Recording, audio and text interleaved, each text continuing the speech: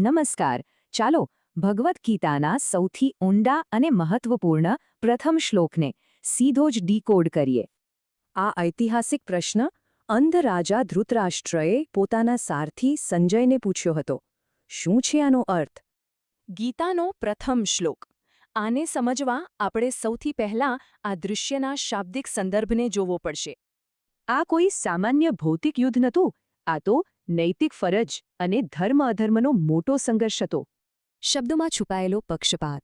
ખરેખર રાજાના શબ્દોમાં એક જબરદસ્ત મનોવૈજ્ઞાનિક અર્થ છુપાયેલો છે. ચાલો જીએ. મારા પુત્રો અને પાંડુના પુત્રો.